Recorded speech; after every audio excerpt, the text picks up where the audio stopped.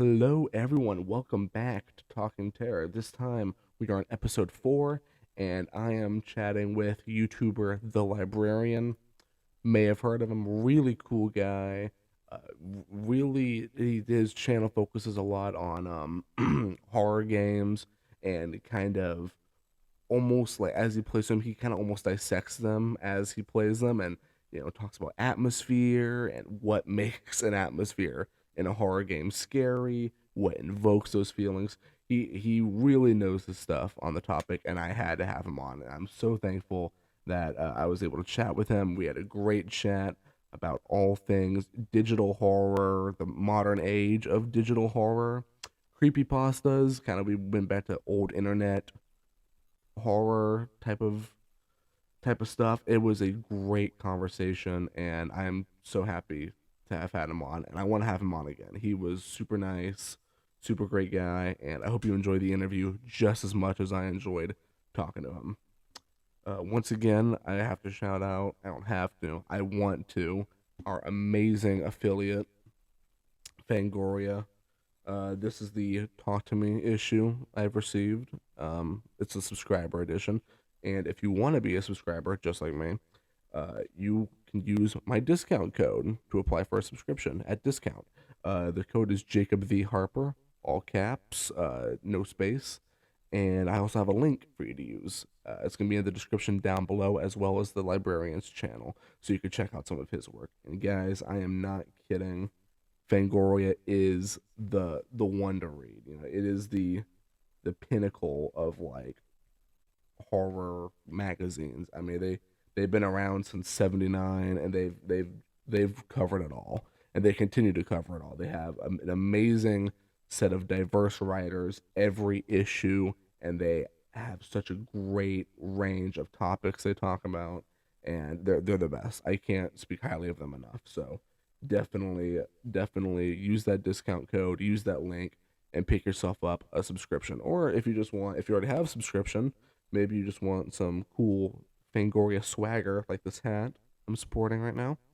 And yeah, be sure to use that discount code, and be sure to subscribe to the channel if you want more Talking Terror and other horror content. I make other horror content besides this podcast, but this is a really fun thing I love doing. So if you want to see me keep doing the podcast, be sure to hit like and subscribe. And yeah, enjoy the interview, guys. Thanks. Hello, everyone. Welcome back to Talking Terror.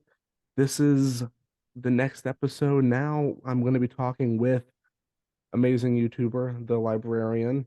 You've probably seen him. Does a lot of great videos on horror games, Gmod, indie horror.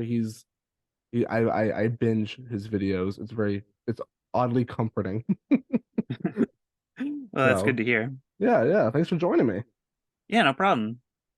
So to start, kind of what got you into it? I think even long before I could identify the feeling of creepy and comfy, I've been into horror. I mean, ever since I actually used to be like a super scaredy cat. Like I couldn't watch horror movies, but like I did anyway. Actually, I think my first horror movie was one that you might have heard of. I was subjected to it by my dad. It's one from the 80s called House. I have heard of that. I don't know if I've seen it. I hear a lot of people talking about it, but I've definitely heard it. If you like 80s horror, you would love it. And it's actually more of a horror comedy. It's almost like a more lighthearted, like Evil Dead. Hmm. But I remember being like terrified of the monsters and effects in it. But I also thought like this dark old house that the guy inherited was like so comfy, and like even though it was haunted, I wanted to live in it. That's interesting. Yeah, I see that like point of view though. Like it's kind of it's kind of like a lot of people kind of see horror as like kind of like a forbidden fruit. Like you kind of don't want to be drawn to it, but it's really enticing. And once you're into it, you're like, this is awesome, Hmm. but scary. Like you talk about like '80s horror. I remember as a kid, I was scared of Gremlins. Oh The yeah. the movie Gremlins. That movie scared me to death, but I still loved it. And now I'm grown up. I'm like, oh, that's just a fun movie. I Yeah. pop it on. It's just fun to watch. So it's interesting how that kind of entices you in, and you're scared, but it's like that's still cool. Exactly. That's kind of was like even it's not like really horror, it's more action. But the Mummy from the 90s Oh, I love that with movie. That was one of my Sam. favorites as a kid. Oh, Sam, I'd watch it every time it came on TV with Frasier. Just like there are scenes in it that would downright terrify me, but it kind of had the same draw to me as like Indiana Jones, where it's like this is a fun adventure movie. Then all of a sudden, some guys getting eaten by like beetles and Oh scorpions, yeah, I and I'm remember. like, You remember that whoa, effect? You remember that effect of like the scarabs like crawling underneath the skin? ugh, don't remind me. One scene traumatized me was when they mummify that dude. They wrap him up and then they put him in the sarcophagus and they pour like these bugs on him. I remember as a kid, I was like, what the hell is going on? I thought this was an action movie. What the hell? But Yeah, that it movie was was fun. genuinely scary. No, yeah, it's just like it's like scary moments in movies that I didn't think were that scary. It's Yeah, I like mean, it's kind of that I call that the large Marge scare. I mean, it's not quite the same in The Mummy, but sometimes it's when you're not expecting it that it lands the most. Like it wouldn't oh hit yeah, as hard if it was just like a straight up horror film.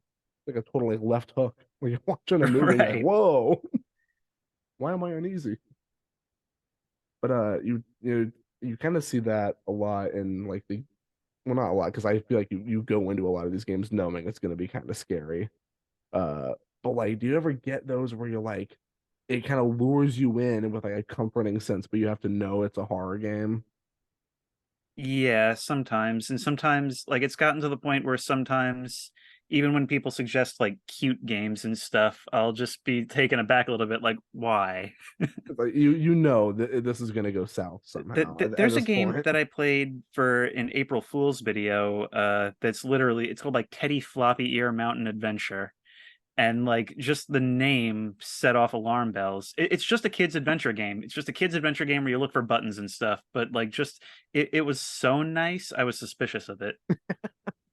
It's like it's too cute. It's too comforting. There's got to be a catch, especially like with the type of videos you usually do. I can imagine like with like you taking like viewer suggestions, it would be like there's a string attached to this. There just So has to be. so what's like your you cover a lot of horror games. What's your if you had to pick an all-time favorite? I think you've mentioned Silent Hill at some point because that's like an all-time classic horror game. But I'm curious to know what's your like your all-time pick. It's hard to say because yeah, as a horror fan, I'm sure you like would agree that different horror films kind of scratch different itches in different ways. Absolutely. And it's kind of the same way for games. So it's hard to name a favorite. You mentioning Silent Hill. Silent Hill 2 is still the only game in the series that I played, except for the demo for Silent Hill 4 back in the day. And I think Silent Hill 2 is probably among the most well-rounded for being creepy and unnerving and having a great story. I kind of wish I had played that later because I did play it on the channel, but it's not really the current style. It was kind of before the channel got popular. But yeah, the Silent Hill games are really it's kind of something that I only read about afterwards is that they're not that hard to play, but deliberately so. Like you can run away from all the enemies, but it does that on purpose, just so that you always feel like you have to keep moving. And so it keeps you constantly feeling unwelcome while not being so terrifying that you don't get time to think. Right. It kind of balances it out, which is like kind of psychologically messing with you. Right. Because I feel like with horror games, you're expecting to be like bombarded with just run away, fight. Like you're always having to be Right. like on your toes. So when a Like I game kind of lets you relax, it feels like it's like there's a catch. There's something going on. Exactly. Like the opposite, I feel like would be something like Outlast, where you're kind of Right. constantly running, and that works all on its own, but it's a different thing. Outlast scares me. I still haven't finished Outlast because I love horror films, but like when it comes to like actually playing horror games, I get super psyched out Oh and yeah, like, because it's more oh, stressful. You're responsible for getting yourself through it. absolutely. Like I've been playing the Resident Evil Village because I like how it's like a Transylvania haunted castle type. type Yeah. premise, and even That's an still, that awesome still game. scares me. It is. It's super fun. The first level pissed me off though because all the wolfmen just kind of bombarded me, kind of jumped me Yeah. I think you're at the very maybe start. are you maybe supposed to die during that? I don't remember. It feels like it. Yeah, It I feels know there's a like it. part in the beginning where like there's like tons of them and you're like running around and like the giants show up and it's in the beginning.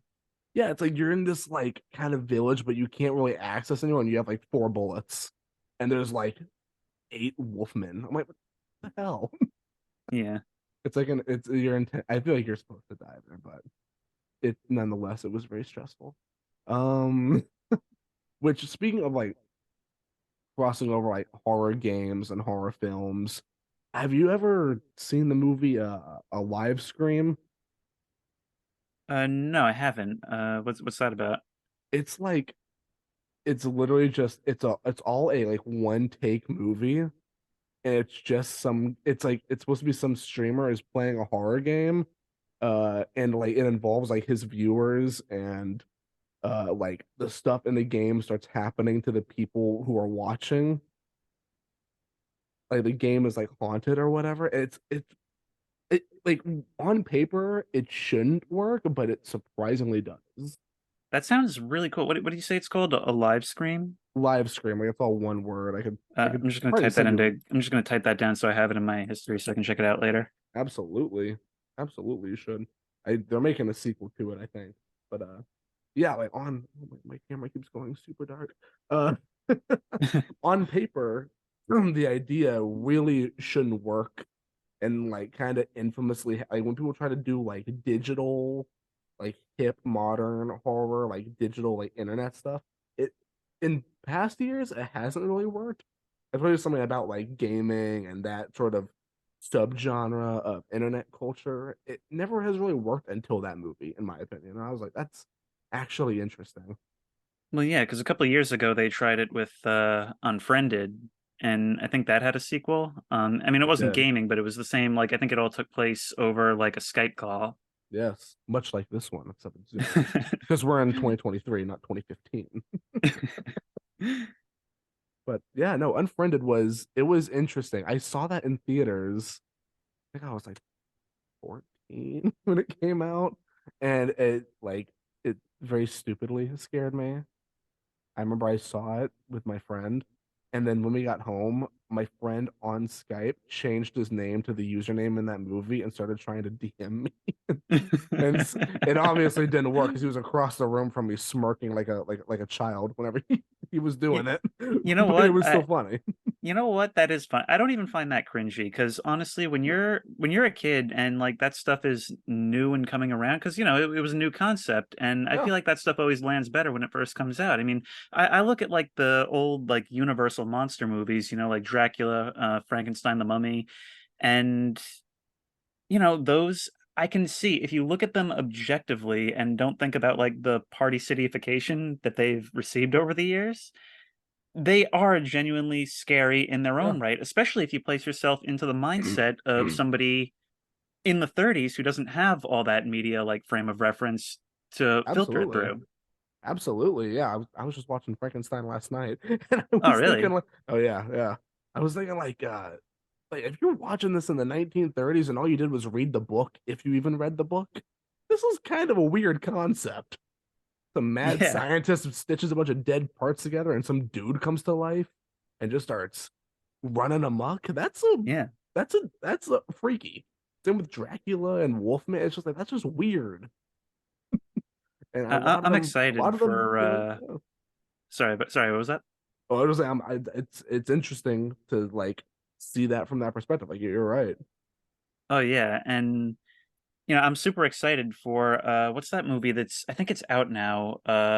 It's called Last Voyage of the Demeter or something like that. Yes, I still need to go see it. I've been hearing a lot of people are like, you need to see it before they consider it a flop and they don't make it anymore. I'm Because like, yes. it's from what I understand, it's about like because it's the scene that's in like every Dracula adaptation is when he's being brought from Romania to London, and he's like in that crate of Romanian soil, and Dracula's being brought there. This, I guess, is entirely about him being on that ship that brought him over. Oh yeah, the entire movie. It's a whole feature film based off of one chapter, and I think that's really cool. I think that's such a cool idea. It is. Especially because Dracula is public domain, so I'm loving all the different adaptations we're getting of Dracula. Like there was that Renfield like kind of horror comedy movie that came out earlier this year, and now you have Last Voyage, and it's like that's it's just cool how we're kind of bringing these back and retelling them with new ideas and new perspectives. It's like, and there's all these different versions of Dracula. Like Dracula in that movie looks like a hideous winged beast, not like a devilish kind of suave, enticing gentleman. He's a monster, and Yeah, at and least I from the think trailer, yeah, he's a full blown monster. There's no yeah, Bela Lugosi about it, so it's interesting. I think that's so cool, and I agree that it's cool to it's like you said, it's public domain, so anybody Mhm. can do whatever with it.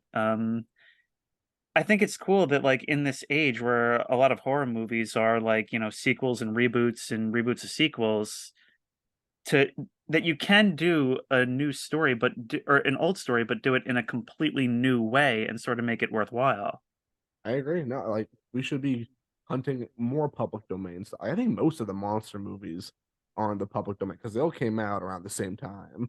So the rights, especially like the books and stuff and like writings they're based off of, all like their copyright has kind of run out. So no, I like what we're doing with Dracula and all that. I do nothing but I encourage. I Yeah. encourage more weird takes like this. I love it. I'd love to do a Dracula movie, dude. That's so cool. Everyone go see Last Voyage of the Demeter so we get more weird Dracula. We get more weird Dracula adaptations. We need to become just like a two-man like conservation effort for these movies. Yeah, yeah. We're fighting the good fight. Make sure more monster movies get put in theaters. Don't go watch Marvel movies. Only monster movies. You have to tell the studios you want Dracula and Frankenstein and all them. Bring them back. But yeah, no, that's it's cool that we're getting those, and it's just like we were talking about Unfriended, how that was a really new concept at the time, and a lot of people were kind of crapping on it when it came out. Critics were like, "Oh, this is cheesy and stupid and trying to cash in on internet culture." What maybe it was, I don't know. But as a 14-year-old at the time who used Skype, it scared the hell out of me. Yeah, I And mean, it I was guess dumb cheesy fun, but I loved it and it was super fun. And I still on occasion go I think it's on Netflix. I go back and I rewatch it and I'm like, that's it's silly, but it's fun. so. You know what that means? You were the target audience. I was the target Yeah, audience.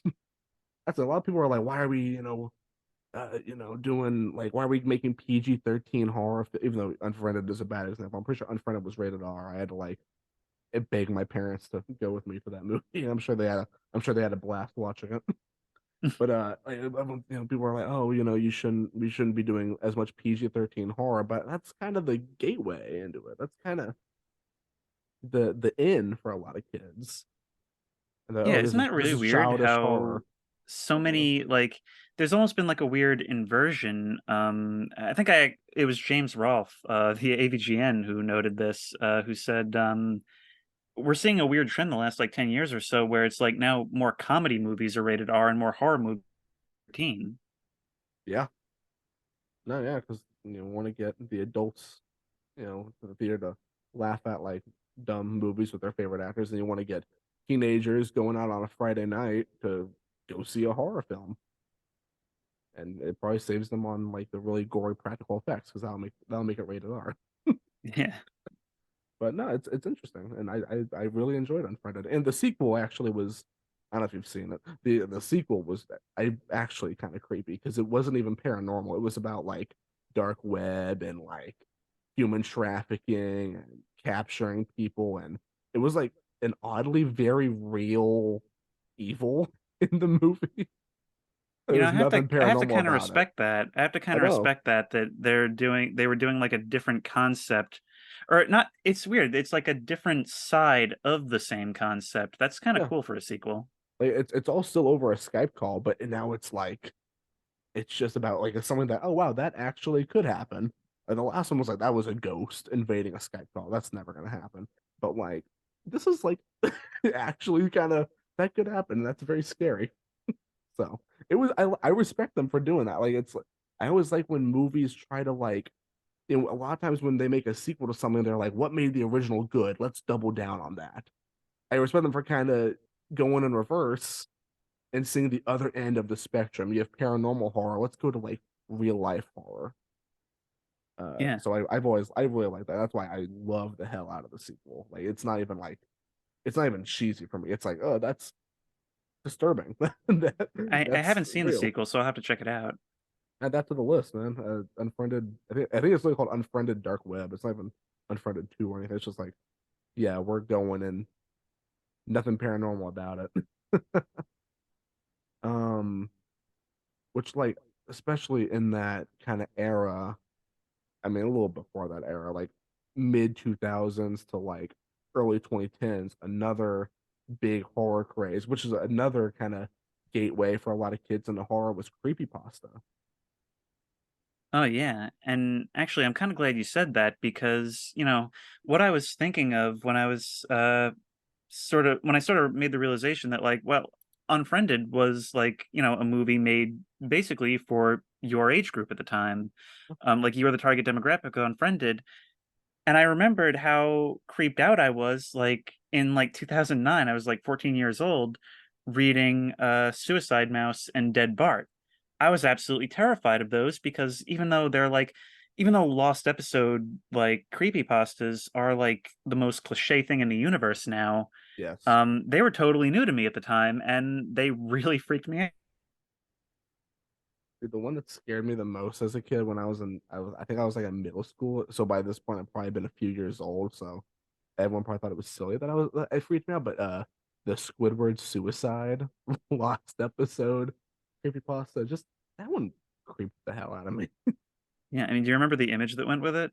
Yes, that's what scared me. I was like, don't like that. And now every time I saw something that like for like a month, everything that like anything I saw, every time I saw like Squidward on SpongeBob or whatever, I'd be like, mm, not a fan. That's how you know. That's how you know some kind of horror media has made an impression, though, is when you find yourself Yes. reminded of it just in your day to day.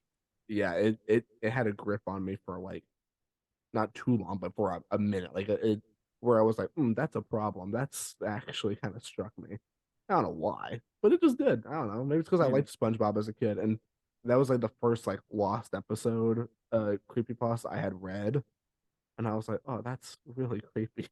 That's really because it was like I think what really got me was the how it said that in between shots there'd be like a half a frame of like a dead kid or whatever. That's the part that really messed me up in the story. 'Cause I was like, because I always get freaked out when I see like just like quick images of stuff, and I have to be like, did I see that right? And it'll Yeah, frame by frame. That because your always brain was like, saw it, but you can't consciously register what it was. yeah. So the thought of that and it being a dead kid is like that just kind of stuck with me. I'm like, why would that happen? That's Yeah. horrifying. Actually, speaking of SpongeBob, because you just unlocked a memory for me. So I when I was a kid, like SpongeBob was coming around, and I remember sitting like on the couch. I was like 6 or 7 years old. It was like a dark, rainy day out, and I was like, "All right, SpongeBob's coming on. I'm gonna watch it."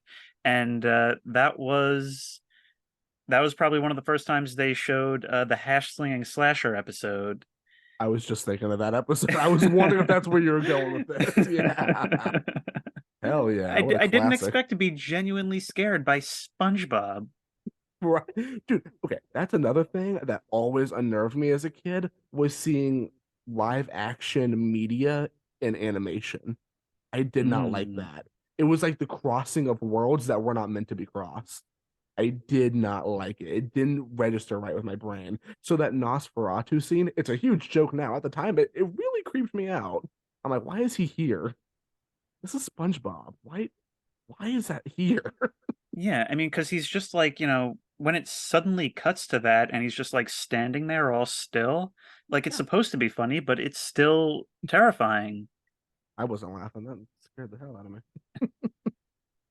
And it's like I feel like that kind of that same kind of like not fear, but like unnervedness whenever animation and live action would like cross over. Like, have you ever seen the Twilight Zone movie?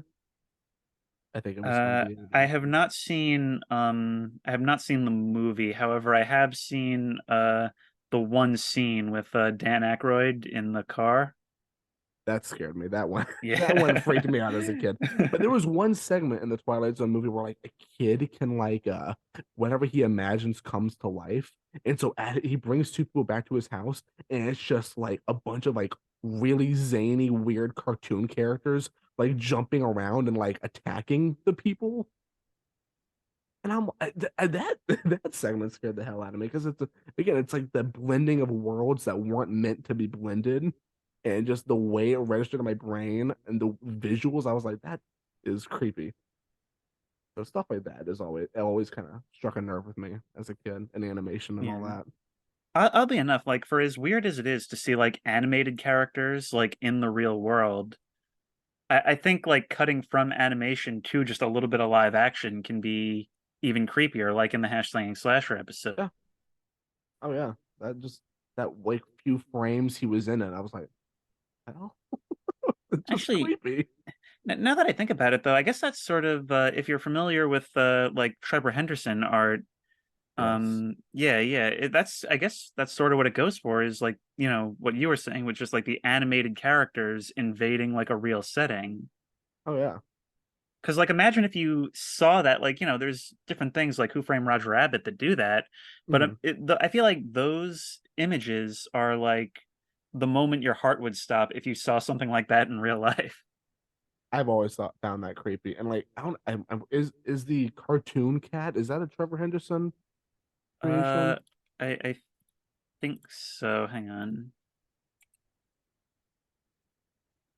I think. It looks like it is. Yeah, Okay. yeah, yeah. Like would be a good example of that because like if you see that out in your like backyard or whatever, you're like, what? Oh, that's creepy. And I've always loved Trevor Henderson's art. I want to get him on this podcast at some point. He'd, he'd be a cool guest. But like, dude, I love Trevor Henderson's art. His art is just like it's very unique. It's like Yeah, every time I see it, it's like I haven't seen a bad piece. It's crazy how big Siren Head blew up. That was kind of hyping up to be the next Slenderman. yeah. Siren With Head Head. was a really cool premise. It was a cool premise. Which speaking of like the like most well-known creepypasta, I guess, would be Slenderman. Yeah, Very interesting topic and creature. I remember they did a movie about Slenderman. I did not see it. I still have not seen it. I'm waiting for the price I of the DVD to go down because I'm not paying $20 for a movie that got that well on Rotten Tomatoes. yeah, I only know that movie through the YMS review. So I think most people know it from the yeah. YMS review or YMS type review. I'm sure most people have heard it through negative word of mouth, which Yeah, is unfortunate because Slenderman is like he's quite literally a blank canvas. yeah, You can do anything with that type of premise, that type of creature, and I feel like they really kind of just opted in just by the trailer alone. I feel like they kind of opted in for a very stereotypical teen horror film, which is upsetting. yeah. But What's that actually, I'm glad you brought that up because that's kind of how I feel about the movie adaptation of Scary Stories to Tell in the Dark I kind of share because that sentiment. Yeah, it's kind of just a monster movie like with those characters and I would have preferred like a really dark atmospheric anthology. I agree. Big I mean, the scary stories monsters look though. great, but like they look great. Like they look They like they do. brought the illustrations to life. But I just feel like it almost feels like they took an existing horror movie script and then just put those characters in it so they could market it. I definitely see what you mean, and I kind of agree. I feel like scary stories to tell in the dark would have served better as like a very high budget anthology TV show. Yeah, They're just like each episode adapted different story because like there was so many good stories in those books. It kind of shares the same problem I have with the Goosebumps movies, except I'm a little bit more forgiving to Goosebumps because they were targeted to kids. Scary Stories to Tell in the Dark had some really creepy and disturbing sequences, but still at times felt like it was I feel like it didn't know also who it was targeting. Like Goosebumps, for all the, for as much as I am really not a fan of the movie adaptation, it knew who it was marketing to. Marketing to kids. But Scary Stories, Yeah. I feel like, had kind of an identity crisis in its marketing, and you're definitely. I agree with your statement that it felt like a random horror film script some producer had on the desk, and was like, let's mesh these characters in, and we'll figure it out from there. It Yeah. didn't feel like it was coming from the source material. And that's kind of weird because like I know Guillermo del Toro was like involved with that, so that's probably not what happened, but it kind of Yeah. feels like it was. No, yeah. I mean, I doubt that's what, but yeah, it Yeah. feels like it. And yeah, that's what I was thinking. I was Del Toro involved? Was he directing? I'm not sure. I don't know. I don't think he directed it, but I think he was like a producer, executive producer. But oh, at least the effects look cool. They adapted some of the cool monsters. It was kind of weird that the big finale monster was like an OC. That was such an odd choice. Like with a book series of so many iconic monsters, big third act finale, they just make one up. Yeah. And it's like it was a cool monster, but like it's weird to just make one up when you have so many great ones to choose Yeah. from. I mean, I can Odd choice. almost respect like taking that big swing of saying like, "Hey, we're gonna have our own like new original thing in this." But you have to have like a reason for doing it. Like it would be kind of cool if a movie adaptation were to bring some kind of new story to the table, Mhm. and be like, "Hey, this actually look at how we made this fit in with the old stuff." It's almost like you're getting a new piece of nostalgia. Right. But that's not what they did. So Oh yeah, that's not. It was just kind of like, oh, all these cool ones. We have our own that kind of looks like one. yeah. Like, okay, whatever. But besides that, the other ones were. And like, I feel like some of the best scary stories on there. I feel like a lot of them weren't even about monsters. Like the best ones didn't even really have a monster. It was more just a creepy vibe to it. Which one are you thinking of? Like there was one where like this woman, it was like her wedding day, and she was playing hide and seek with like everyone at the wedding, and she got into like this thing, and she hid, but Oh yeah, yeah, she yeah, broke her neck, and they finally found her after like a month, and she was like completely decomposed, and there was that yeah, one yeah, visual at the end of her body. That it's like there's no monster in that. That's just really freaking creepy and yeah. It's just, and that's disturbing. the thing is like And it's that was one of just my like favorites. It stuck out to me. I remember it all these years. I read it like in middle school. I'm so glad you said that because I feel like if you ask anybody, like obviously everybody remembers that one page that's just like a full page of like a decomposed, like rotting woman's face. Yeah, Everybody got jump scared by that, but beyond that, like if you ask anybody, they all had like different ones that stuck out to them for different reasons. yeah, And that's really cool because like you said, a lot of them don't even have a monster. I mean, some of them do, but a lot of the time it's just like a dark, creepy vibe in a story where nothing really happens. And yet yeah. it's so impactful to so many people. I mean, I just read one the other day. It was called, and I'm not going to like go over the whole thing, but I just reread. I've been there were some as a kid that I didn't really understand, and I've been trying to reread some of those to think, will I appreciate them as an adult? And I found that I do. And like, there's this one called "Somebody Fell from a Loft," um, The name sounds and it's familiar. yeah, and it's just like it's an old salt like telling a story about something that happened out at sea, and it's a bog standard ghost story, but just the way it's told and so well, and they're kind of all like that. Yeah. No, yeah, like they're all just really just they're scary stories. They're not all monsters. And there's just like another one that stood out to me was like this one where like these three like old people are in an old I'm folks kind of home. losing you here. Am I too far from the mic or No, no, no. It's just it froze for a second. It might have been my connection dropping out, oh, this is my but internet we're good connection is now. We're good unstable. now. Okay. All right. Well, I could hear you, and you could hear me. So okay, that's good. All right. Because I had just had an internet drop for a second.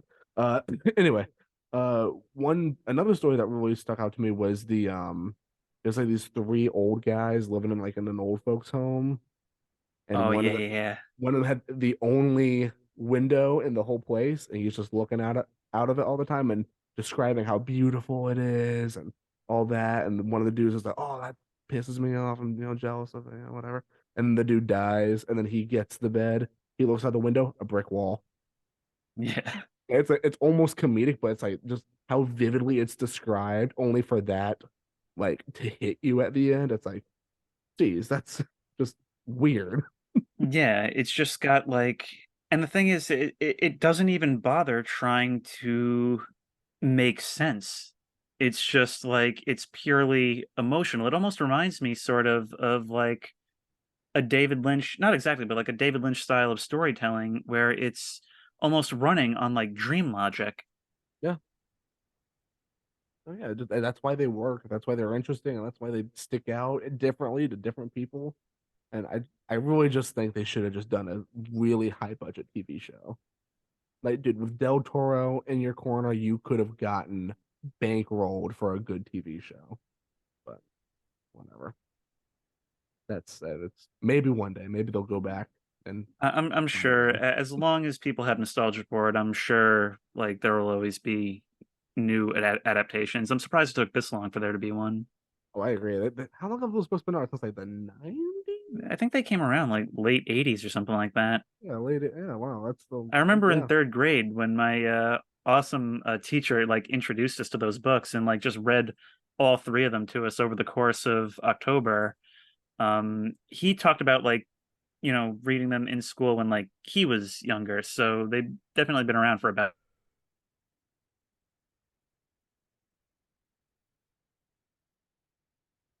Hello, hello. Apologies for the technical difficulties, but we're back. I need to avoid hitting my microphone. We're back, and we last were kind of wrapping up a discussion on scary stories to tell in the dark. So hopefully that didn't get lost in translation there between uh the computer crapping out or the internet crapping out, whichever culprit it was, and our next topic. So yeah, let's just get into it. It is I have a list here, so I'm not running off the top of my head. Okay. So you earlier we were talking about live scream and unfriended and all that, and I want to recommend you the movie Host, which is another movie kind of similar to that, but more modernized about these people performing a seance over uh not Skype call, but a Zoom call, much like this one. Ooh. But yeah, I find just 21st century horror, how it's kind of evolving and bringing internet stuff into it for better or worse. It's interesting to see. It really is because, it's easy to be like dismissive of that stuff as like trying to like hop on a bandwagon. Right. But if you think about it, I mean, like there's so much of that like there's so many things that are classics now that are doing exactly that we just don't think about because they're before our time. I mean, Right. things like when a stranger calls and like probably all kinds of things. Videodrome, like those are all about horror through what at the time would have been newer media and newer concepts. Mhm. No, I agree. It's always just an ever like horror is an ever evolving topic. So to dismiss one thing as, oh, that's just you're just trying to hop on what's hip. And you make a good point with like stuff like Videodrome and all that, where it's like that was a commentary on, 80s and all that. So yeah, it tracks. Like horror has a significant track record of just going with the flow and evolving with time and all that. So it's interesting to see that for like this like generation of internet horror. And like we're talking about creepy pastas, like Yeah. Slenderman and like Jeff the Killer. When are we gonna it, get the it Jeff makes the me Killer movie? wonder it makes me wonder how these things will be remembered, Oh, like me too. because new things will come along, new horror concepts will come out about that, and I wonder when that happens, like in 20 years, 30 years, will people still find Unfriended scary? Like will there be like remixes of it being made years down the line? Whatever the next big video sharing app or whatever, I don't know. FaceTime horror movie. I don't know. Like it is like it's an evolving thing. So and it's interesting to think about like you said how it'll be perceived years from now. Like will the next generation look back on it as like really cool and clever and scary, or they be like that's such a cheesy idea. What a silly idea. But it's interesting and like I don't hear that much about creepypastas anymore. I know they're still running. That's not slant. Damn. That's not me slandering the creepypasta forums or anyone who does creepypasta. I think they're a very cool art form. I just don't really see them as much in the zeitgeist anymore. So I'm wondering if there's like kind of a dwindling viewership for that sort of stuff, like internet ghost story. That's basically what creepypastas are, really. Internet campfire stories, right? So Well, that's the thing is, I almost like don't know whether creepypastas should even be considered their own thing because I mean, I suppose they are, because but it really is just like modern day ghost stories and urban legends. It's not even that the stories themselves are necessarily all that different, with the exception of like lost episode creepypastas. mhm. But other than that, there's not really a distinction between those and any other scary or like ghost story. Yeah, no, yeah, you're right. And like how we kind of it's interesting how the creepy pasta kind of generation, I guess that's what I'll call it, kind of created their own slasher villains. They weren't movies, but like they kind of like how people were freaking about like Jeff the Killer and all that kind of like just stuff that was just totally made up through internet scary stories and or like internet urban legends, and now it's like they're Freddy Krueger or something. How he had like these all these different traits and like kind of trademarks to him, and it's it's cool. It's cool how people kind of invented that, and like we said earlier, it's a gateway for a lot of kids to horror. That's why I love it so much. That's a really good point because, now that you put it that way, I'm kind of realizing that just as like we had every era kind of have its like pantheon of like horror icons where you go back to the 30s, you have your like Wolfman and Frankenstein and Dracula. You go Uh, to the 80s, you have Freddy and Jason and like Leatherface and all that. Now we have like Jeff the Killer and Slender Man and probably some others. yeah, it's interesting. I think it's really cool. I think it's super cool. Like it makes me, like I said, it makes me sad that we kind of lost out on like the Slenderman, more like movies about that because the Slenderman movie did not perform that well from what I saw. I still haven't seen it, so I'm not passing any judgment. But from what I saw, it didn't perform too well. So I feel like there's not going to be if a producer, like big Hollywood producers at least, are gonna kind of try to steer clear of adapting more stuff from that same kind of cloth. So it's I hope that changes. I hope I'm proven wrong because like some creepy pastas and internet scary stories do have the potential to move past just the internet, but there's other Yeah. points where like they kind of work solely from that, like One chainmail. thing you're right, and one thing that kind of makes I think creepy pasta adaptations a little bit more difficult from like a studio perspective is that because these things are so open source, there's like some commonality between the stories, but there's also like if you look at something like Slender Man or Jeff the Killer, there's no real like established canon, and you could say that's true for just about any monster. But I guess a better example would be look at something like SCP. There's a lot Mhm. more like game adaptations, not really any movie adaptations, because like the SCP like copyright is a whole like legal nightmare that I don't really fully understand. Same. But you would think that SCP would be perfect for like adaptations, except there's the issue of canon because there's like different tiers to like SCPs, and there's different like sides to it in series, and like there's certain parts that people like and certain parts people don't like. And so it's kind of hard, like if you're going to make an adaptation, it's like what parts do you adapt? No, yeah, it's it's definitely a maze to traverse, and you have to kind of step, especially when like writing like taking an internet horror story and turning it into like the traditional feature film, like script wise and studio wise. It's There's definitely certain steps you have to take and certain steps you have to avoid because you don't know what will translate right. And you're right, they can't I'd never really thought about that with canon, like Jeff the Killer and all them. Like no one knows kind of where they came from. They just kind of showed up. I mean, Jeff the Killer, I'm pretty sure was just like, that image existed and then somebody wrote a story to go with the image. A lot of times with these things, the image comes first. Oh yeah, it's like that. Yeah, that's the first step, and then yeah, which I find the Jeff the Killer image interesting because isn't that kind of lost media? At least the original version. I see a lot of people who are like, "This is the image before it was edited." I've seen like different people saying that with different images.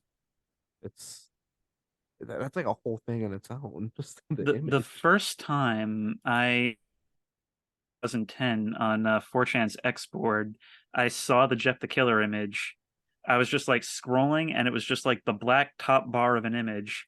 And I just clicked it because it wasn't loading right. And suddenly, this high res image was filling my entire monitor. And it was like 3 in the morning. So, like, 15-year-old me was like utterly shaken by that.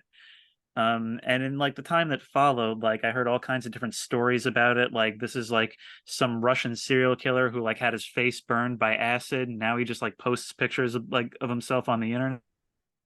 I mean, obviously it was all complete nonsense, but like back then, like I had no idea what was and wasn't true, and Oh yeah. that's it's probably like before even like the creepypasta came around. I tried to read the creepypasta one time, and it was like really long, and there was like a 12-year-old like fist fighting him in his bedroom or something, and so I never really got The into the lore. the actual original story of it. I think I read like a recap of it like semi recently, and it's very odd, very just odd like writing because it's like the kid's supposed to be like 12 and he's like in full on fist fights and knife fights. I'm like, what's going on?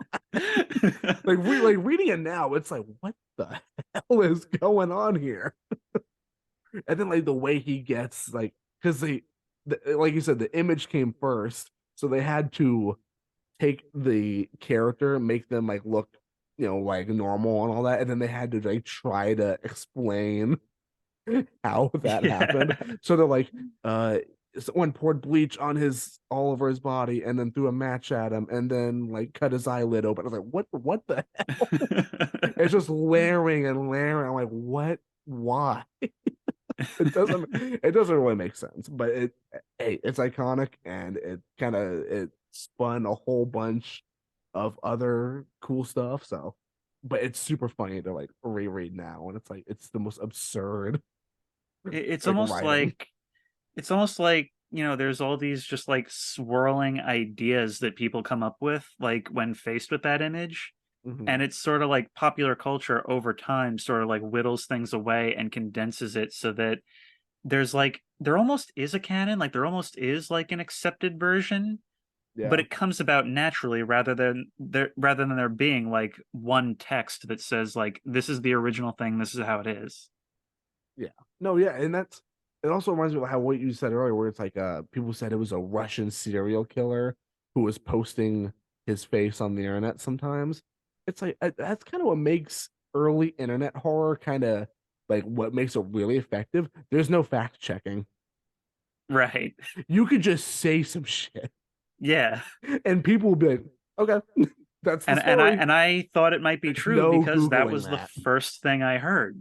Oh yeah, there's no Googling it. There's no fact checking. Nothing. You just go off what some stranger tells you, provided with a really photoshopped image, and it's like, that's the canon now. Yep. That's just how it is. And I find internet horror like that super fun and super cool. Like It's so the smiling dog. self-propagating.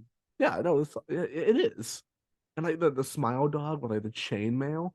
I remember as a kid, I got a chain letter in my 13-year-old email box. It scared the piss out of me. Yeah. As I send this to 20 people, or this evil like this ghost woman will appear in your room. I was like, oh. Like, I asked my parents, I'm like, I have to do this. How do I do it? They're like, Yeah. it's not real. And when it happens, it's like when you're a kid, it's I feel like you have this sense of it's not that you fully believe it's true. It's that you don't know if it's true and you're afraid to chance it. No, yeah, literally, it's like I don't want to risk the gamble of the evil ghost woman appearing in my room at 3 a.m. So I'm gonna send it. Yeah, and I think that's when horror I think is at its best. Like, and that's how it still works even in adults. Is it's not convincing you there's a witch that needs burning. It's when you go, that's not true, is it? Yeah, the kind of second guessing, and you kind of start psyching yourself out a little bit because like you're just doubting at that point. You're like, oh, I don't, because it's like, what's the outcome for me if this is true? Yeah. And And then that that's influences that's the how decision. campfire stories run too. It's like, Yeah, when you're around the campfire at scout camp or whatever, and like you tell them about the orphanage that burned down on the side of this camp, nobody believes you, but they're still thinking about it later. yeah, and there's no proof that there wasn't an orphanage that burnt down Yeah. the side of the camp. And they say you have to leave out like a s'more or whatever for the ghost kids, or else they'll take you in your sleep. Yeah. There's no way to prove whether or not that won't happen unless you do it. Guarantee you tell that story, guarantee in the morning there will be a couple s'mores by that fire. Yeah, yeah, and they're taken. Yeah. Yeah, I took them, but Oh yeah. But yeah, it's just kind of like that. You never know until you risk it, and you don't want to risk it. So you're not yeah. knowing, but you're still following it, and that's and that's and super as a interesting. kid, like it's more effective when you're a kid because like you don't fully understand even the world you live in. I don't know. It's just it's a very unique type of like almost like a childhood magic, but in a Yeah. really dark sense. And Yeah. I feel like a lot of it comes from like this is kind of the first generation that grew up kind of watching this technology evolve in this way. So we were kind of just seeing the effects of it. And Yeah. now it's like coming out, and now it's like those people are kind of growing up and doing like movies and furthering the horror, making like short films about the creepypastas, or writing new creepypastas with more detail, more of an adult mindset to them. And so watching this horror phenomenon kind of evolve in real time is super interesting, and I always really really dig it. That's an interesting thought because sometimes it does seem like when like newer horror movies come out by like younger like up and comers, it's like, hey, that's kind of like that Goosebumps or Are You Afraid of the Dark episode, but like taken more seriously. Oh yeah, absolutely. Because those kids grew up on it and they kind of let it sit in their minds for a few years and kind of cement. And you're like, well, what if we do this? What if Yeah. we play with it from this angle? What if we add this element to it? Like, it's kind of like, have you seen the movie Talk to Me? No, let me Google that. What's that about? It's a new horror film. It just came out, and it's actually by two YouTubers. Their YouTube channel, they're pretty big. It's Raka Raka. Those guys, they did like the funny like Oh, hang obscene on. Ronald McDonald videos back in the day. Somebody just recommended this to me like 2 days ago. It's like out in theaters right now, so it's very fresh in everyone's minds, and Yeah, yeah. kind of like it's a possession movie, but like it's about this like embalmed hand statue thing, and when you grab it and say "talk to me," you get like possessed, and you can't do it for more than 90 seconds, and it's kind of like it's like these kids are treating getting possessed like it's a drug, like it's a high, like it's super fun for like the That first is such a minute. cool concept. Like it's I agree. you take this like paranormal element, but where that would be the focus of like most older horror films, this is from the perspective of like people discover this thing and they're like, "Yo, we can like exploit this." No, yeah, it's like they're just like this possession. Like, everyone in the movie is like possession's real, but it's super fun. It's in moderation. Like they treat it like That's drugs or so alcohol. cool. And That's it's so I it is gotta see super cool. this. Okay, Oh, put it on the absolutely. list. Put it And on the list. it's still in theaters. It's studio backed, and it's like it's an independent horror idea, but it got picked up by A24, one of the best in the business right now.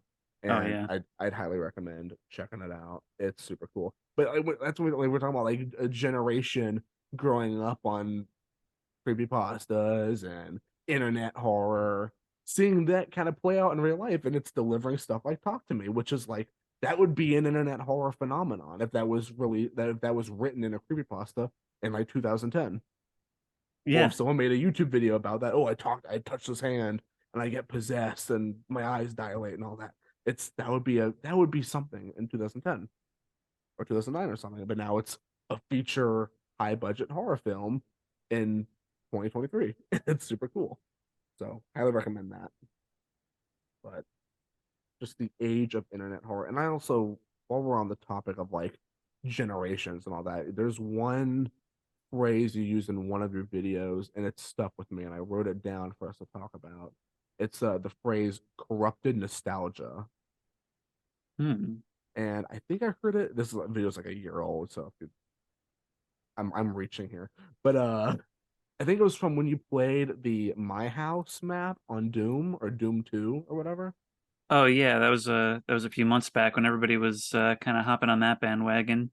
Yeah, I watched a video about it, and I wasn't in the most stable mindset. I think I had been drinking that night, and I watched this is before I watched your video. I had watched one video where someone was describing the map and just playing it, and I was like, is this real? It I was almost like, feels real in the it does, presentation. because there's so much detail. Like you when you open that like 60-page document and how you're like, oh, there's lore to this. I was like, yeah. Because when I first watched like a lore video on it, I was like, is this a real haunted map? Is this real? That's when I saw your I was like, did Librarian play this? And I was like, they did. I watched that video. But you use the term corrupted nostalgia. I think that's a very interesting phrase. I think that does It's kind of weird because it's almost like applying like modern horror tropes. Like, there's environments in the game that sort of evoke like lost episode creepypasta. Some things are like liminal spaces, but it's doing it in a mod for a game that's like 30 years old. yeah. And so it feels like something that almost has modern elements, but pulled like from the past. And I feel like when you put it in that package, you almost play it as if you're in like that mindset from that time. I mean, this game came out like a year before I was born or whatever, but even still, like I'm able to get close enough. Hmm. No, yeah, it's kind of like a simulation for like what that like that era. It's almost like playing it with those like fresh eyes. Hmm. And like I feel like even with the term corrupted nostalgia, I feel like that could also appeal to like the map's topic itself, how it's like a house. It was the dev's like friend's house, and there's a very nostalgic layout. Like you have like the old Xbox or whatever in the living room and all Right. It's that, not and then just it nostalgia burns for the down. player, but for sort of I don't want to say narrator, but sort of narrator of the story. Yeah, You almost come to feel like their memories are your memories in a weird way. absolutely. No, yeah, it's interesting, and that's just that phrase just kind of stuck with just corrupted because I feel like that could be applied to a lot of horror discussions. Oh yeah, I mean, look at the popularity of things right now, like I guess like Five Nights at Freddy's or like more recently Poppy Playtime. Yeah. And like so much liminal space imagery is of these old like 90s like children's like play areas that they would have at like McDonald's or something. Oh yeah, that's another I like about like liminal space imagery is how it pertains to like deep childhood memories, and that's it goes right along with corrupted nostalgia. Which I wanted to ask, what like you think about like limit because you bring up liminal space a lot in your videos. You know, when you're playing like Gmod or like a map or whatever. There's well usually when your viewers recommend it to you, there's almost all when it's not an independent horror game like Gmod stuff, there's almost always a liminal space element to it. And like what do you think kind of draws people to that? I think a big part of the reason liminal spaces have like kind of taken off in recent years is because, I always talk about like creepy and comfy Hmm. and its relationship to things like, nostalgia and all that stuff. And I think a big part of the reason they've gotten so big is because it's really just someone finally described and put a name to something that people have always felt and thought they were the only one, because without all this like vocabulary and all these like tropes that have come up around it, like if you're carrying that around in your head, like how do you describe that to someone? But Right. now event finally someone did, and now we're finally having conversations about it and being like, oh, other people feel this too. Like other people can relate to this. That's something I find kind of comforting about it. Like when you show an image like that, it invokes a creepy feeling, but you're also like, I feel oddly safe there. Most of the images, some of them are like flat out like horror imagery. Yeah, but even even those can kind of feel like, I feel like the ones that are like really like scary, like that have like it's still liminal space imagery, but has like more of like a dark and like oppressive vibe. Hmm. Those sort of remind me of like the dreams I used to have as a kid. Oh yeah. Oh yeah. It's creepy how that can be invoked like in mass. Like I said, like no one had really known what it meant until someone had figured that out, and now everyone's like, oh, that like I know what you're talking about. Yeah. That's comforting that other people kind of like have that registry. And I hate to be annoying. I know I probably recommended to you like a million movies during this podcast, but I'm gonna throw another one out because of the topic. Have you seen the movie Skinamarink? Not yet. Have you heard Everybody of it? was telling me everybody was telling me I should do it, and now I'm gonna move that up. In fact, that's of the four that I have here, that's probably gonna go to the top of the list. Hell yeah, because that movie, it's a very not. I don't want to use the word controversial because that like invokes negative like there's like a debate or like something that will be Experimental. it's there you go. It's extremely experimental. It's extremely abstract. It is like almost primal horror because the cinematog I don't know if you've seen clips from it or screenshots or whatever, but I the saw the trailer when it was cinematography, coming out. the trailer scared me too, yes. But like you see how like, the cinematography is very unconventional and it's very either zoomed in or like insanely zoomed out. It feels like, I mean, granted, I've only seen the trailer, but presumably the rest of the movie, like has a similar feel. It I always talk about like dream logic, how it functions on how like something will function on. You actually put it in a really good way just now when you say it's like almost like a primal horror, where Yeah. it works entirely on like a monkey brain is scared rather than you really being able to put to words what's so scary about this. No, genuinely. That's I mean, I use the term primal horror because it literally robs you of your senses. That's a great way to Your put it. your sight is thrown off because of the cinematography. Your sound is thrown off because of how muffled everything. It sounds like you're watching it on an old VHS, but still somehow you're living it. Everything is like all your senses are thrown and you know like skewed.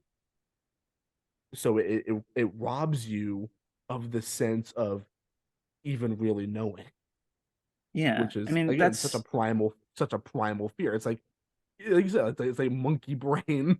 Like what's going on? yeah. I feel like as you're this is okay, I'm loving this podcast, just want to say, because like, Thank not you. Oh only my just because like god. you're a great host at like, keeping things moving and like keeping things like super casual. I said during the break that it almost feels like a horror discussion from like a chat room in 2004, and it's like I love it for that. And Which again, you're that's giving probably me the nicest thing I've ever been said about this channel is that it feels like a 2004 horror movie chat room. I bless, dude. You can't see me, but I'm doing the same thing. But it's I'm normally in videos and it's just me talking out loud. Mhm. Having this back and forth is actually really valuable because I'm getting like a lot of cool insight here. Thank you. And it's, when you say that it's like it robs you of your senses, because when I think of like dream, like a scary dream, like a nightmare, it's like, you'll be just in a room and have like a vague sense that something is wrong, and maybe after a while you'll get the sense that like I can hear something approaching, so you'll be listening out for it, but you can never quite like pin down what it is, no matter how hard you try. No matter how loud it is, you just for some reason can't make that connection. Maybe you see something in the distance, and no matter how close it gets, it still feels far away, so you can't make out any details. And if it's hard to get that across in film, because if you were to wake up and try to recreate that visual, you just couldn't. It doesn't work on a literal level. Your brain just sort of gives you the idea. But I feel like more and more horror movies are trying to experiment with like how to present that to an audience. That's why I love Skinamarink so much. Like what you just said, like perfectly, because like I have to it see it. it really is like like you said the word dream logic. It's like nightmare logic. You know, it's it robs you of your senses. There's always sounds going on. There's always something just right out of reach. Like you don't see it, but you hear it, you feel it, but yet you can't pinpoint where it is, what it wants, what's going on. And like I've read a little bit about. I mean, I've read like quite a bit. I don't know why I'm like saying I've read a little bit. I've been obsessed with this movie since it came out. Um, but I've read a lot about it. The director Kyle Edward Ball, he has a YouTube channel called Bite Sized Nightmares, and what he would do, and this is, I want to have him on this podcast so I could tell him this in person and really get more insight on Skinamarink. But he has the best, this is a side tangent. He has the best business model I've seen for like a horror YouTube channel. He would ask the viewers to put in the comments their nightmares, and then he would adapt them into film. He did that That for is like so 4 years. cool. It's the coolest. He did that for like 4 or 5 years, and they range from like 30 seconds to 15 minutes. His videos, and it is a super cool way. And like, you can tell he's been practicing. Like we said, that style of filmmaking. He's been at it, and he right now, out of all the filmmakers, is the only one to really strike that like primal dream, nightmarish, out of control feeling, and it's haunting. So any horror fans who have not seen Skinamarink, it's on Shutter if you have Shutter. It's on. It just hit DVD and Blu-ray. I think it's available to rent on demand. I think so. So I would just highly. I speak very highly of it. It's also a super. It's a micro budget movie. It was made for $15,000 and shot in the director's childhood home to layer on to that. Oh, that's a really cool It detail. shot in his childhood home, and it's apparently the script was based off of a nightmare he had as a kid. So that makes it very personal, which I love. I love when movies have that personal flair from the writer and director. But like that movie just captures the liminal space, nightmarish, like we said, like it's liminal, but it's oppressive. It's a force against you in the most, you know, primal, horrific way possible.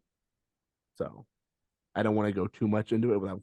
I don't want to spoil it for you or like kind of like dig anything, like dig into it, and like without you like having the context.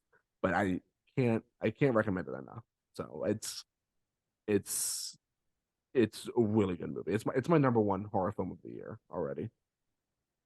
But yeah, and I guess I mean kind of also on like the like movie end of like kind of nightmarish, less so, especially for modern takes. But and this also goes with another video you made recently. In a video you had mentioned that you are a big fan of nautical horror, Yeah. which is super cool. I think nautical horror is oddly untapped. I Yeah, mean, for some it's reason, because like there's so it's many like tapped. nautical like legends, because and I think like throughout the age of like exploration and even now to an extent, it's like, you see something out on the open ocean, like it's no, nobody's gonna believe you, but you know what you saw, and it's like there's so much potential in like the unknown of like the oceans being so unexplored. We have no idea what's down there. There's just this big impenetrable barrier between you and this other world beneath you. Yeah, especially like in the when you take it back to like various time periods, like nautical period pieces. It's like who would believe that? Yeah. But if you saw that, that's it's that's a valid point. It's like no I one mean, would look have at the seen it, giant but squid. That thing was until like 2007, you know? yeah, and it's like that's been living beneath us for Christ knows how long. It's scary. The ocean is very scary, and I feel like we're not doing it justice with horror. Because so many horror films are like when it comes to like ocean or aquatic horror, it's almost always a big shark, Yeah, and that's kind of just the only thing we really touch on. I feel like there's more, and I'm kind of glad we're getting more nautical horror. So, have you seen the movie The Lighthouse? I have. You have? Okay, cool. Yeah. I was gonna ask you about that one as well. Yeah, The Lighthouse. That's a good example of like period piece nautical horror, where it's like, who would have believed that? But it very well could have happened. It probably did happen. It is actually sort of loosely based on a true story. Really? Yeah, it was this case where it was like the late 1800s, early 1900s, where, these lighthouse keepers would work like in pairs and, they'd just be on this rock for like a few months at a time. And then after their ship was up, like they would come and get replaced and they'd go home.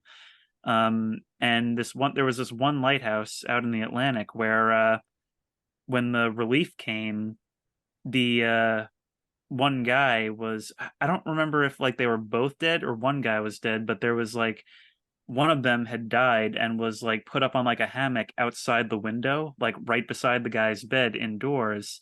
And the other guy, I don't know if he had died by the time they got there, but he had completely lost his mind. Um, and one of the things that like he talked about or had written about was how like during the night he would like look out the window and he could see like his dead partner's arm just like waving outside the window. And it's a whole creepy story. I have to look it up for the details because I'm not doing it justice, but um After this yeah, podcast, go it ahead and is send it that to me. is yeah, it is very loosely based on a true event.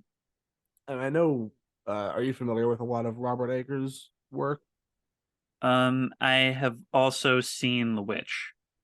Okay, so you've seen two out of his three movies. That's valid. Yeah, Okay. the other is The Northman, right? Yeah, yeah. Yeah. Northman was fun. But no, yeah, The Witch in the Lighthouse, because like that's what I like about his right. Because like when you said it's based on a true story, I was like, oh well, that makes sense because a lot of Robert Eggers' like scripts are almost direct like translations from actual journals from that time period. If it's not like if the story itself isn't based on a true story, it has a lot of true factors in it.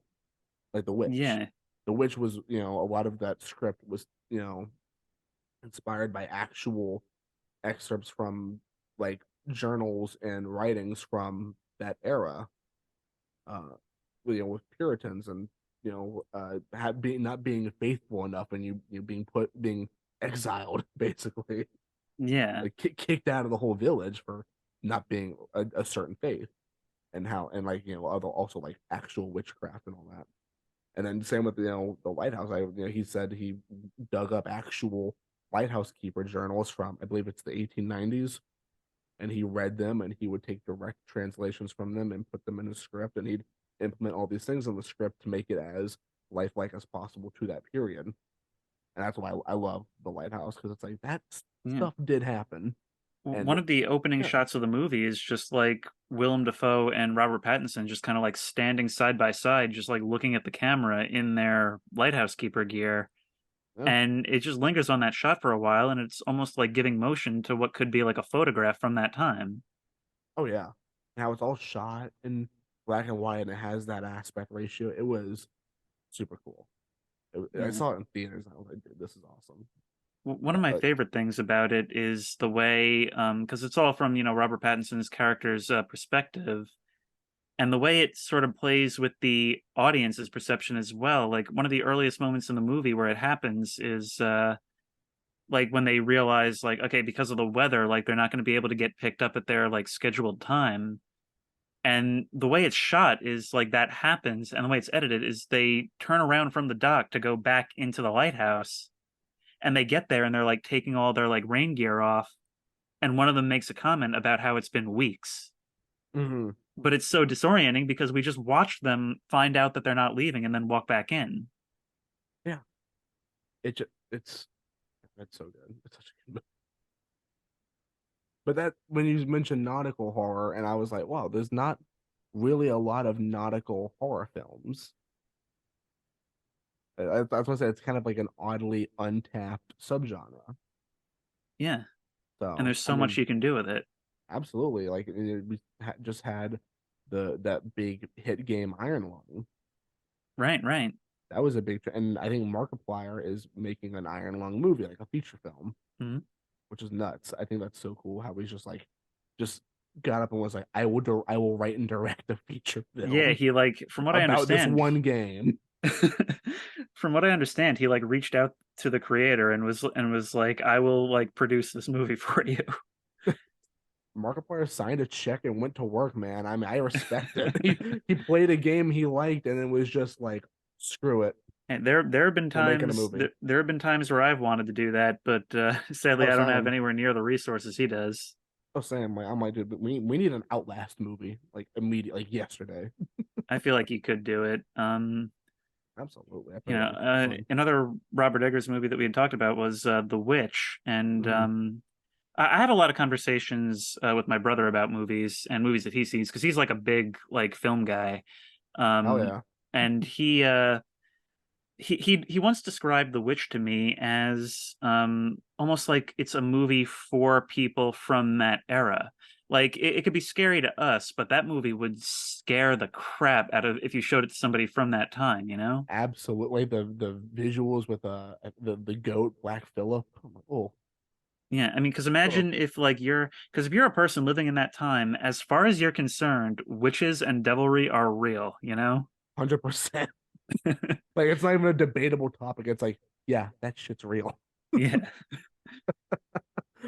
That's why it like the performances in the movie and the writing all work so well because to them there's no question about it. yeah, That's why they're exiled in the first place because to them that's very real, a very because real threat. so many movies these days would be like, okay, say you want to do a movie about like, a vampire or something. A good chunk of that plot is going to be a bunch of like people being like, "Oh my God, it turns out vampires are real." Yeah, And The Witch just dispenses with all that. yeah. And it just puts you into their world. Absolutely. It isolates you in that world of just not knowing and just being out in those woods with that knowledge because usually to them it's undisputable, it's real. So you're Yeah. out there in the woods with that knowledge that oh, witchcraft and the devil and all that stuff is 100% real and we are now at risk of that. Yeah, and in that movie, they create such an atmosphere where every shot of the trees, which is the entire movie, you Yeah, almost feel something looking back. You just don't know from where. And like you can almost sort of see where these legends come from in the way it's done. Like I think one of the scenes is it's been years since I've seen it, but I think one of the scenes is like the girl is like out there and she's like playing with the two like little kids, and then she turns around for 1 second and then she turns back and they're just gone. yeah, Um, and that's like it's real easy for kids to just get like lost in the woods at that time and imagine how that feels to somebody living in that time. yeah. You just go out in the woods and just never come back. Yeah. And it can happen so quickly because, toddlers are little escape artists and yeah. Mm-hmm. No, yeah, I could do a whole separate podcast about Robert Eggers and his movies. The respect I have for that man and his work in film I is hear he's making insane. a Nosferatu remake. Yes, he is, and I am super hyped because there was rumors that he wasn't going to do it at first. Um, The way my brother but described it to me was that like supposed to like it was an idea was being worked on for so long because we've been hearing about it for years. yeah, And then the way he described it to me like just a few days ago was like he talked about how he's making like some kind of like medieval movie or something like that, like a night movie or something. I'm not sure. But then people were like, "Oh, so we're not getting Nosferatu for a while," and they were like, "Oh no, that's like done. That's in like post production." yeah. I think it was either supposed to come out like late this year or like very early next year, which kind of shocked me as well. because there were rumors out. Maybe I was just reading a bullshit article. I don't know, but I thought I had seen rumors that it was canceled and how it's like, oh, Northman wasn't a big commercial success, which like, okay, as much as I love Robert Eggers, a like 2 hour and 40 minute period piece drama is not going to be a big popcorn theater success. No matter how you slice it, it's that's not a genre that gets a lot of people like locked in. And I mean, I loved it, but that's what I had heard is that, oh, because of his last movie didn't do well, they're not going to do Nosferatu, which broke my heart. But to know that it's back on was like, I'm on the Wikipedia page and it says this is so good to see. It says they wrapped filming on May 19th. oh, this year, Yep. let's go. In the can, dude. Oh, because I think originally one thing that kind of brought me down was originally Harry Styles was going to star in it, and I was like, ooh, but then I heard he's not. So I'm like, all right, we're back. And it says Bill Skarsgård as Count Orlok. Another win. Oh, speaking of Bill Skarsgård, because I don't want to forget about this, have you seen the movie Barbarian? When you said speaking of Bill Skarsgård, I knew we were going to talk about this. Yes, I have seen Barbarian, but granted, I've only seen it once, and it was while I was in theaters. Nothing against it. I just haven't Right. gotten a chance to revisit it yet. I enjoyed it the first time I watched it. It was odd because I didn't even watch the trailer, but I was like, I don't trust Bill Skarsgård. It's a very unconventional like structure. Oh yeah, the way that this, yeah, very unconventional, yeah. But it still somehow worked. Oddly enough, Yeah. that's what like, you get those like 1 in 10 scripts that like go against the traditional rules and still somehow land on its feet A plus, and that was one of them. Yeah. It was good. I didn't expect the big monster woman. That was Yeah. like the last thing I with a name like Barbarian. I was like, that's gotta be like a big monster because you think of It, Barbarian, it, it just you think of like big medieval brutes and all that. I'm like, it's gonna be something like that. and the Very casting of Bill tall woman, Skarsgård, I feel like is so deliberate because you go into this movie thinking it's a movie that is obviously best, like going in knowing nothing about it. which is how I went Um in, so it yeah, worked same. perfectly. Same. You know, like the title deliberately like tells you nothing. And you think it's going to be a movie about like a psychological thriller of like who is this guy really? Mhm. And then it just in that moment it just does a complete 180 and like it's just pure insanity from there on out. Absolutely, and it's. I mean, you're right. It was definitely like there was a reason Bill Skarsgård was casted because I feel like Bill Skarsgård has this kind of almost typecast with him as an actor as being a villain. And I mean, like, you can't help that. He played Pennywise. He was in a bunch of other stuff as an antagonist. Yeah. So you John can't Wick help but 4. yeah, John Wick 4. Yeah, which yeah, we just had that. Yeah. So you can't help but see Bill Skarsgård and think, okay, I need to keep an eye on that guy. And Yeah. then when shit hits the fan, your all expectations were thrown out the window from there. So it was definitely interesting. It was an interesting movie. I definitely need to revisit it. By like seeing it in theaters, I just my eyes were locked to the screen, and I was just like, "What the hell is going on here?" It's one of those really nutty movies. Which 2022 was a good year for movies, for horror Yeah, it films really especially. was. Do you have like a favorite from 2022?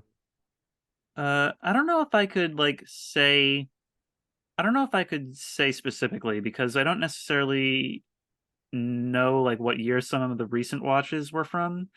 Right. And I feel like as I said earlier in the podcast, like I feel like I haven't seen like I'm very behind on recent movies, just due to like lack of time.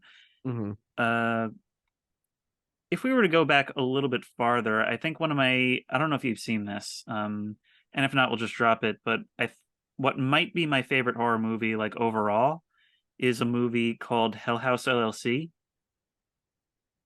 I've seen that once, so my memory isn't quite refreshed on it, but I know what you're talking about, It has and two sequels that are it's not really nearly good. as good. I haven't seen the sequels, Yeah, but I but love those. I love it's movies like that.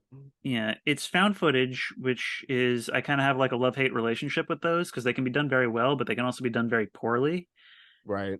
But I think Hill House LLC is very interesting because of the way it's structured, and because it's very so to jog your memory, it's about we start from the beginning of it's this haunted attraction in upstate New York where like this old reputed to be haunted hotel gets turned into like a haunted house for Halloween. And Right. on the night that it happened, like it sort of works backwards where we know that on the night that it happened, there was some big disaster and like a whole bunch of people died. And Okay. we see like all this footage of like, somebody who had their camera going through, and it's very subtle compared to a lot of found footage films. Like we Mm-hmm. don't actually know what happened.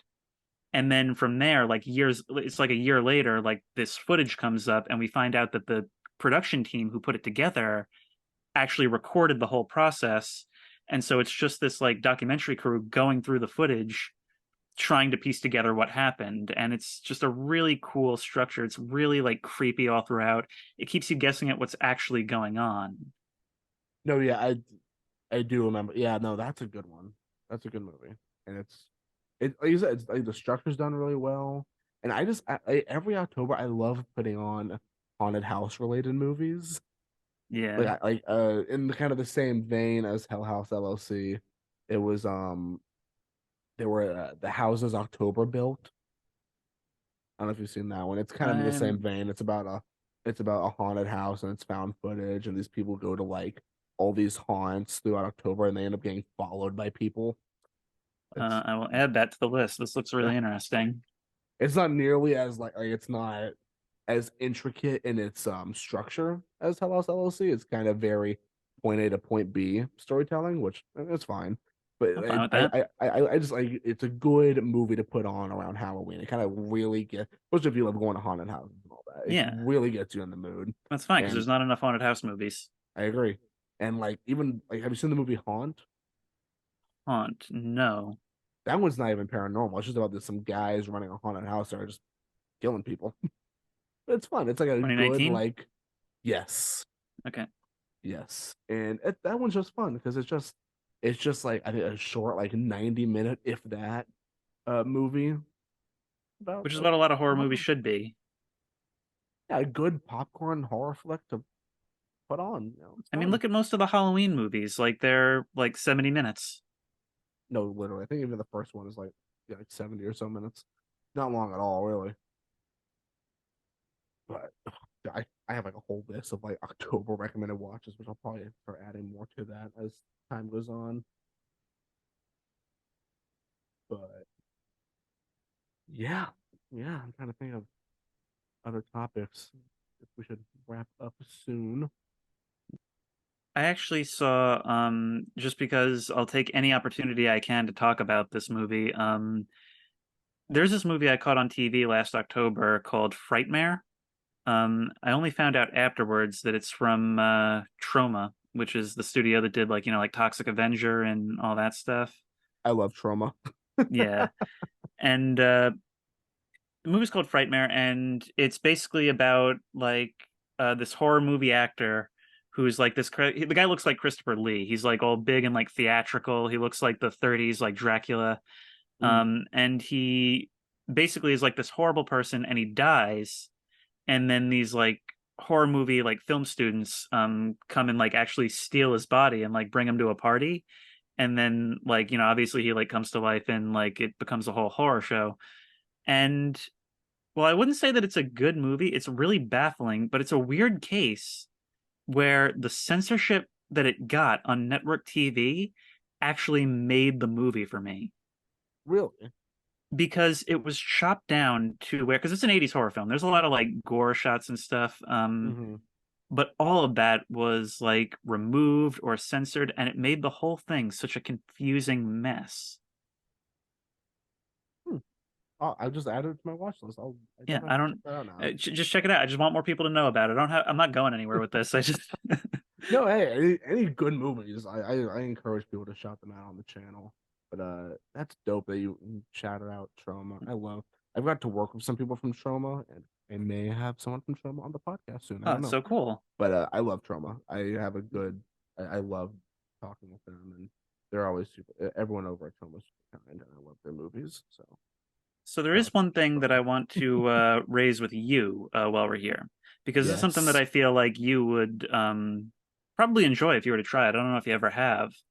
So sometimes when I watch horror movies, like Hell House LLC was a big one for me. Hmm. I'll think because I think a big thing in horror is you got to find the right spot for subtlety versus just showing the audience something, Right. and like what you leave to the imagination and what so something that I'll often do after I watch a movie, especially if I think it showed like a little too much, is make my own edits of horror movies.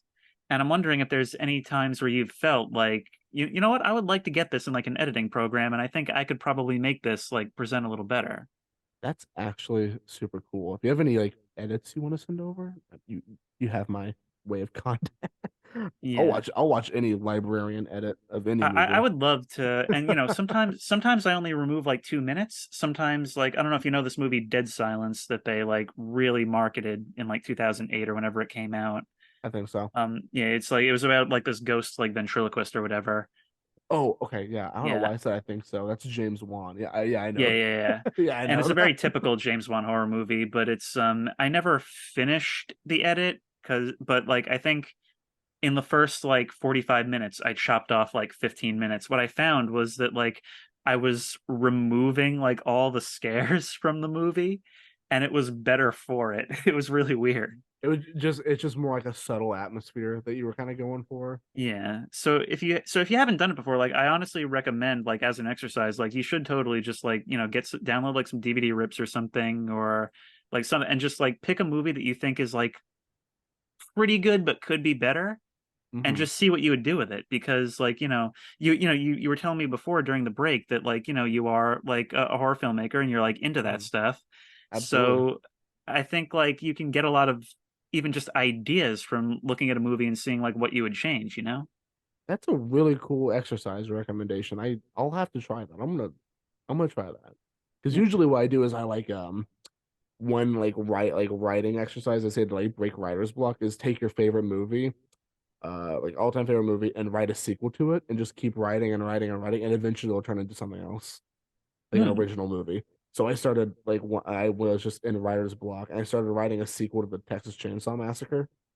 Nice. It's just fun. It's just fun to do that stuff. So like just playing with these worlds and what's established, what you can change. It's super fun. So I've never tried it from ed because I'm here. Anyone who knows me in real life, especially when it comes to filmmaking, I'm bad at editing.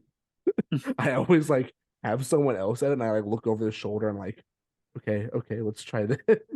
Yeah. I'm bad at editing, but that's a good exercise, and I want to do that because editing is like a mega important skill that the, I'm like the good totally thing about slacking like on. editing an existing movie is you mostly just kind of like You're cut really and just trimming slice, fat, and right? yeah, you're really just trimming fat for the most part. Right. Like sometimes you have to do like a little something to like make two ends fit back together, but like that's about it. No, yeah, that's an interesting because there are a lot of like films that have like fat on them, really. So Yeah. you take kind of blanking on one, but I know I personally don't dislike it really, but I see a lot of people say the have you seen the movie Army of the Dead? Army of the Dead, that's the newer one about like the heist in like zombie infested Vegas, right? Yeah, Yeah, I yeah, have seen it. Netflix. Yeah, yeah, yeah. A lot of people were like, "That's way too long," because I think the movie's like 2 hours and 40 minutes. Yeah, and it's like it doesn't It's really warrant it. yeah, for like just a fun zombie movie, it's like super long. I personally don't mind, but a lot of people did. So it'd be fun to go through that movie and like see what can be cut. Because like there are, like you said, there are like it can be done, and it's a cool exercise. So I might have to pick up on that. Yeah. Hell yeah. I think I'm out of topics. All right, that's fine. Well, if you want something to close on, kind of like a bridge between us, so is that a Texas Chainsaw shirt you're wearing right there? Yes, I threw it on for the podcast because Nice, I was just in my work uniform, and I'm like, I'm not gonna wear this to my nice. podcast. I'm gonna throw on the Leatherface The shirt. original Texas Chainsaw Massacre is like one of my like favorite horror movies, Same. because it's just especially for the period it's from, it's just so like it's one of those weird ones that like it doesn't really have much of a plot. It's Yeah, just kind of like just raw and unpleasant, and it almost feels like you're just watching something happen. Like especially the infamous like dinner table scene, like it's just like you can almost smell it. And it's so traumatic and it just goes on and on. I love that movie. Filming that must have been hell. Because I'm told it from was. from what I've read, it's like the house had no AC, so it's they filmed it in Texas. Because which I'm from Texas, by the way. I think Mm. yeah. So I know that Texas heat painfully enough. And they're in that Texas heat, and there's like raw meat that's just burning and rotting in the Texas heat. And I'm like, I love this movie, but even one day on this set would have annoyed me. But Absolutely. that's how a lot of those old horror films are shot. But I love it. I love the original. I like the sequels and the remake and all that too. But the original, like I said, it's just got such a raw feeling to it, and it's like it's really just a nightmare. Like Yeah. we were talking earlier about what makes a movie feel like a nightmare. I think before we got into like this kind of digital age where we could more emphasize the nightmare logic and nightmare feelings, Texas Chainsaw Massacre felt like a fucking nightmare. Yeah. Just the way it was edited, the way it was shot, the sound design, the visuals, every inch of that movie feels like a nightmare. Yeah, because it almost doesn't feel like it's like presenting to you at all. It almost doesn't No, feel like it's for an audience. no, it's just a summer afternoon going in the most hellish way possible. Yeah. Like there's no hero's journey, there's no resolve, there's no great conflict between characters. It's just hell.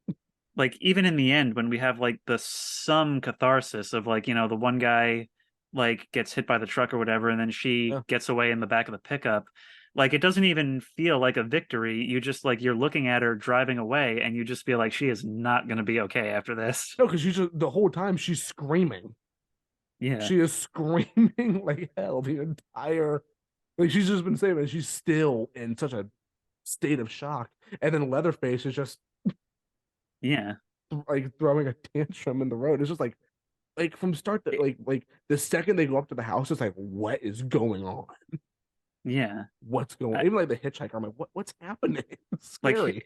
Leatherface's reveal is just like it's a jump scare with no scare cord. Like it just happened. He pops around a corner and there he is. Like that's That movie has the best jump scares, and that is like, in my opinion, the best reveal of a killer in any horror film. Because he just walks up to the door and he's just there yeah, there's with no the like hammer. musical stab or anything. It's just, hey, this is in your life now. Like, He just stumbles on the door and the dude just comes in yep, right there, and that's it. It's horrifying. it's a great movie, and it's like I take so many lessons from that movie and like my writing and directing. Of course, I don't put my cast in a house with no AC and spoiled meat, but besides that, I try to take some notes from that one every so often. But no, yeah, I'm glad you said that because I will take any excuse I can to talk about that movie. All right. Well, if that's all, thank you for joining me. Is there anything you wanna? I mean, I know you have a YouTube channel, which I will be linking down below. Is there anything else you wanna finish on? Any? No, no, I mean, honestly, for the sake of keeping things organized, like I could do this all day of just being like, hey, have you seen this? Have you seen this? I Me think that's too. why. So, maybe I don't know if you're up for it. Maybe we could do this again sometime, but I'd love to. like yeah, but in the meantime, I think we've covered a pretty decent range of topics. I think it's kind of funny that like on we started on like sort of the broad topic of like modern horror and like literally like 15 seconds later we were talking about like yeah, so Universal's Dracula. Yeah, that's how you know we're clicking when we can Yeah. go from what makes digital horror scary to Dracula's funny. I almost want to like in sort of the vein of like Robert Eggers and like how The Witch is almost like a movie for like 17th century peasants. Mhm. I almost want to do like a like true to lore like vampire movie where like the vampire is literally just like a corpse in a grave that just like saps like the life energy of people, you know? I think I have a script I want to send you. We'll talk. Totally, totally. All right. Well, awesome. Well, this has Yep. been great. Thank you This has so been much. awesome. I'd love to do it again. I love this channel and I will promote you however I can. Thank you. My goodness. Thank you. You're the best ever.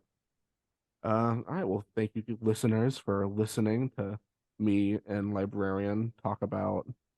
We started, like you said, we started with a solid foundation. Then we just started talking, and then of course we had the internet troubles. Apologies for that to you and the viewer, but hopefully it won't be too noticeable in post.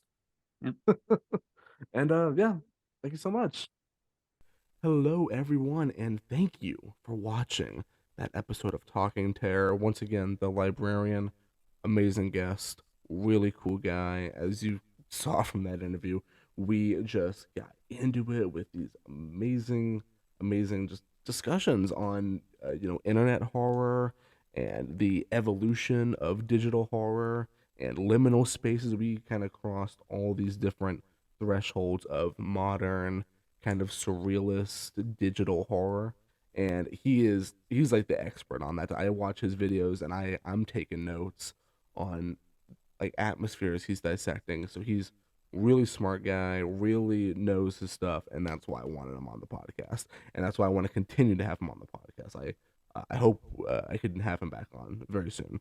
um Let me know what you guys thought down in the comments below. Be sure to hit like if you did enjoy this episode, and be sure to subscribe for more episodes and other horror content.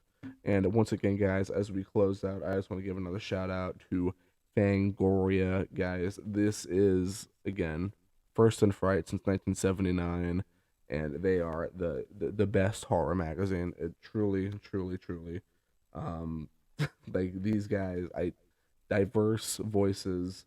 They have such an amazing catalog of just content here. Like in this one, they talk about slashers, they talk about monsters, they cross every threshold of horror, every issue, and it's very. I mean, it's always relevant. Very, because you have Last Voyage of the Demeter, Talk to Me, which was amazing. We actually talked about Talk to Me on this episode. If you guys, caught that little that little chat, and yeah, I can't speak highly enough of Fangoria. It's they're great, wonderful people over there, and I would highly recommend using that discount code Jacob the Harper, all caps, no space, for a discount on a subscription or just an order. If you already have a subscription, you could score a nice hat or a shirt or a hoodie or whatever. But if you don't have a subscription, guys, I highly, highly recommend Fangoria. And that about wraps it up for this episode. Thank you guys so much for watching. I hope you enjoyed. Again, be sure to hit like and subscribe if you did enjoy it and want more. Comment down below what you thought. And hey, if you have any guest recommendations, leave them in the comments. Who knows? Who knows what'll happen, right? And yeah, that's about it, guys. Thanks.